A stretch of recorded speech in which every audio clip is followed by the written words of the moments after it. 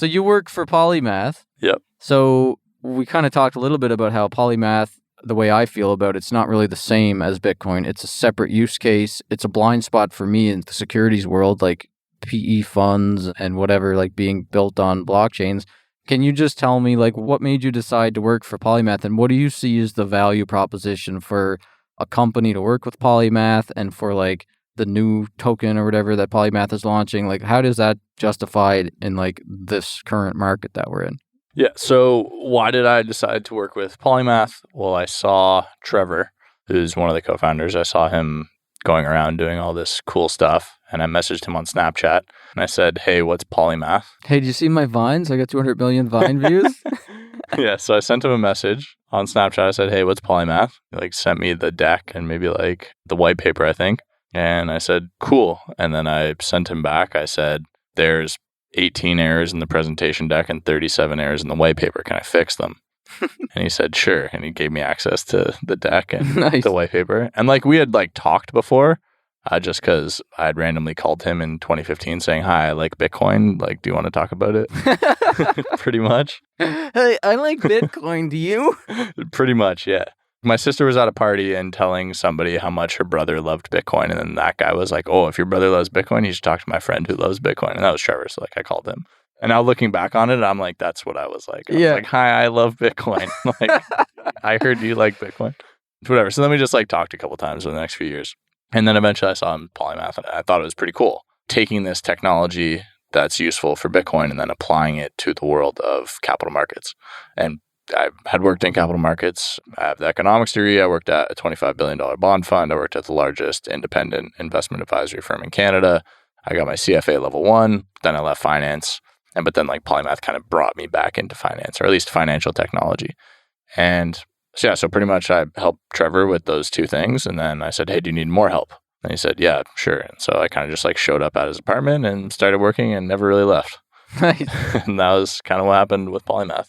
Well, the apartment is pretty nice, but not as nice as this place. Yeah, the office is cool too. His office is awesome. Yeah, it's very cool. So we're Very in nice view. Yeah, we're in the pod right now, 31st floor at Wellington Simcoe, downtown Toronto. Got a nice view of the city. Got some healthy snacks in the office. Yes, we do. I always respect a company that has not just shitty options, but good, healthy options too for those of us doing keto. Yeah, of course.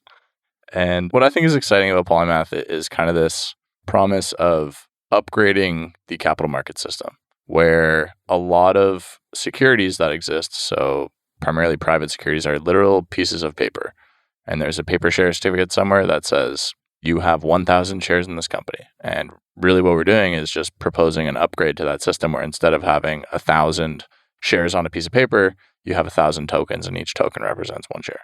So that brings a whole host of efficiencies into the financial world where you can now trade private securities and even public securities instantaneously for almost free. Over time, it will trend towards zero because the trade is the settlement. And like you're aware of T0. Yep. Patrick Byrne's project. Yep. Former CEO of Overstock. Yep. And so it's called T0 because in the capital markets world, you refer to the settling of securities in T plus whatever. So stocks. Oh, is that why it's T0? I'm 99.999% Because there's like T sure. plus 1, T So plus... when you trade a stock, what you do is your broker sends a message to the other broker where that person's selling it and you're buying it. Your broker sends a message saying, my client wants the stock. They say, okay, cool, consider it done. The stock actually moves 2 days later through a clearinghouse.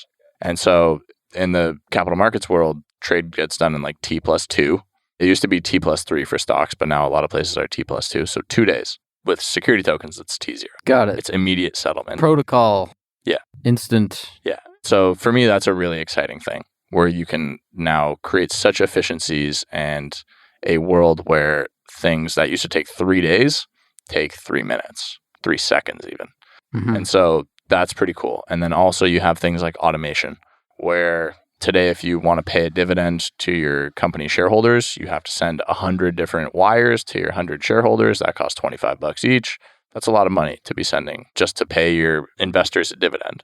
With Polymath, you can pay a dividend. It costs about $1. You can send it to pretty much infinitely many addresses. So Polymath is a network or a platform for existing companies to kind of convert their equity to tokens on the Polymath chain? Or Yeah, so that's the one case is existing companies that already have shareholders and investors and stuff. They want to move from paper to digital. But the other one is a company starting fresh from scratch digital. new profit models where you can tokenize a fraction of a house or something like Yeah, you can do that too. And so people are doing that as well with us. So people are taking a piece of real estate and then they have a vehicle that holds the real estate and then they're chopping up the vehicle into, let's call it 1 million different pieces. So 1 million tokens. And then they're selling 1/3 of those to get some liquidity for their house where they don't want to sell their whole house. They don't want to sell all ownership in something, but they want to sell 1/3 of it. Well, another interesting use case was recently there was an NBA player that just announced he's tokenizing his salary, his contract for the next 5 years or something. And he's giving the token holders a payout. So he gets early liquidity. So he's going to make like 25 million or something for his salary. And then he tokenizes it and he gives the token holders the money as it comes to him. And then if he gets bonuses, he shares it with the token holders and stuff like that. How's he doing that? Has he got his own chain or something? That would be cool. So the NBA has actually told him he can't do that. The NBA has pretty much said you're violating terms of your contract. We're not going to allow you to do that.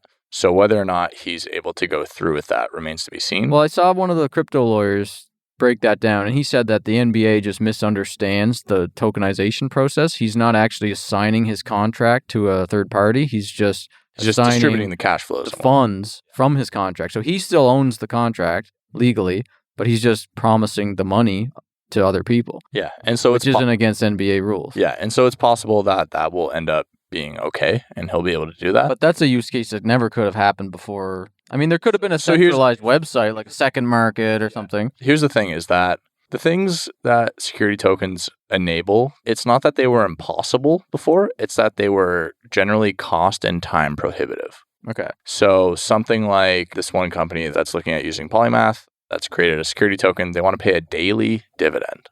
Right. You can't pay daily dividends in the legacy financial world because it's just cost prohibitive. It costs thousands and thousands of dollars as soon as you have any number of meaningful shareholders, right? But with blockchains, you can pay infinitely many shareholders with like $1, $2, maybe it costs you $5 or $10 to make that capital distribution.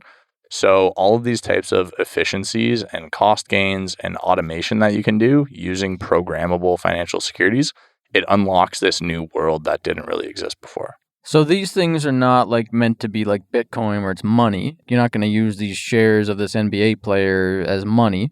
I mean, maybe you would, but you got to find somebody that would also accept it as money. It's more like a barter, I guess, if someone wants to accept his shares as exchange for mowing the lawn or something like that. Yeah, but it's 100% not money. It is a financial security that we're enabling people to create. So the better way to think about what Polymath enables is we're providing an upgrade to the existing capital market system, where a lot of financial securities were pieces of paper, or they were entries in a ledger at a lawyer's office or a transfer agent's office or a computer shares office, or at your TD Ameritrade account.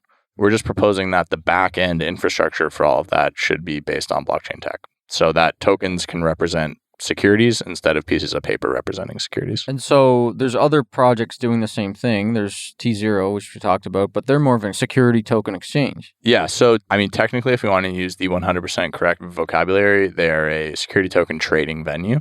So they have an ATS license. So technically, they're not an exchange. They're a trading venue. Because just based on how the SEC likes to talk about stuff, like if I said T0 is an exchange, the SEC would say, hey, they're not an exchange. They're a trading venue. So whatever, but hey, man. Yeah. That's not the way it's categorized. Yeah. But besides the point.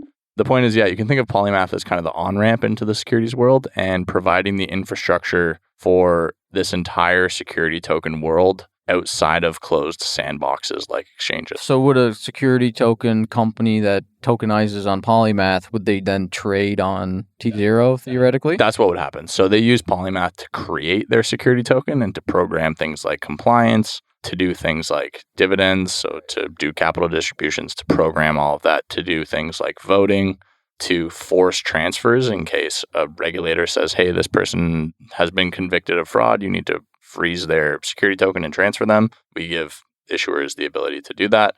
But yeah, where are they trading? They're trading on places like T0, like Open Finance Network, even peer-to-peer. So one of the companies using Polymath is called Blockwake. So they're building a cryptocurrency exchange in New York. And what they are very excited about with their security tokens is peer-to-peer trading in Korea.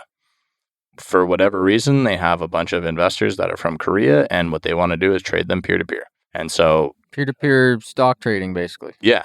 But on a blockchain. Yeah. And because what we've built at Polymath is all of the necessary compliance infrastructure where that can actually take place compliantly, this is now a brand new market where people can trade these things peer-to-peer quickly, easily, and cost-effectively.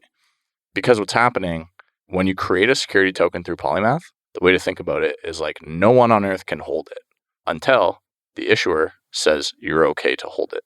So they KYC and AML verify a person and say, yes, you're allowed to hold this security token based on whatever SEC regulations, OSC regulations, wherever jurisdiction you're operating in. And you add that investor onto what's called a whitelist. So like an OK list. So I create a security token and then I tell investors, hey, go through my KYC process. Oh, you passed? Okay, cool. I add your Ethereum address onto the whitelist. Now you're able to hold it and trade it with other people. So when you add 1,000 people onto the whitelist, they can now trade it amongst each other. Oh, I see. Okay. Pursuant to any buy lock-up restrictions, sell lock-up restrictions, which you can also program using Polymath's tools. So any kind of regular traditional market restrictions, or you just write rules for that on this system, you're not like changing the whole way that securities work. You're just modernizing it and making it so that people can trade with each other if they want, but they still have to be accredited investors or whatnot, like whatever the company says. Yeah, so that's a great way to think about it. It's not disrupting the stock market as much as it's like leveraging new technology to make it more efficient. Yeah, it's leveraging a new technology to provide a necessary upgrade to the capital market system.